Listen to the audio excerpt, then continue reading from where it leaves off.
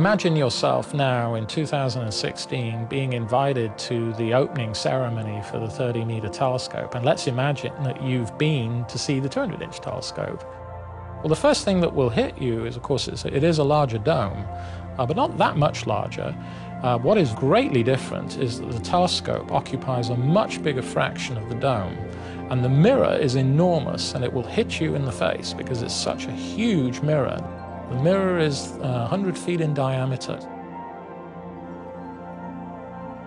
The overarching theme for the 30-meter telescope is the history of the universe. It sounds simple, but really we're looking at understanding the origin of the universe, how galaxies like the Milky Way formed for the first time and assembled, how more complex molecules developed in space that leads to life forms. So it's a very grand but incredibly fundamental quest.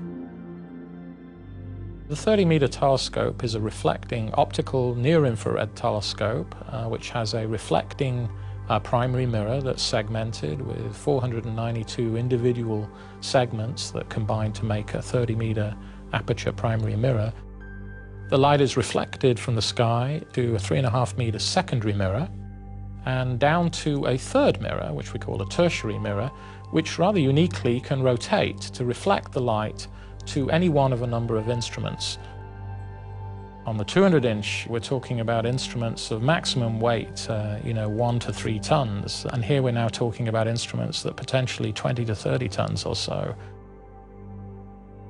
The departure to a segmented mirror telescope was inevitable when we got up to the 8 to 10 meter class level. We would never be able to make a 20 or 30 meter single piece of glass. It would be extraordinarily difficult to support, and we wouldn't maintain the curvature over a very large area, and it would be impossible to transport. Probably the most challenging aspect of the 30-meter telescope is the correction for the blurring in the Earth's atmosphere. This is a technique we call adaptive optics. It's already in regular use on our existing telescopes, such as the Keck and Palomar telescope. And the way it works is we take the light from a reference image, either a star or a laser reflected off layers in the Earth's atmosphere, and use this signal to monitor the turbulence in the Earth's atmosphere. Now, the Earth's atmosphere doesn't behave in a very cooperative way. It's certainly possible to make this correction along one line of sight, but if you want to correct a cone of light coming through the atmosphere, then you need a number of lasers, each shining off different parts of the atmosphere to create a correcting signal that can be applied to recover the true resolution of an object as if the telescope was in space.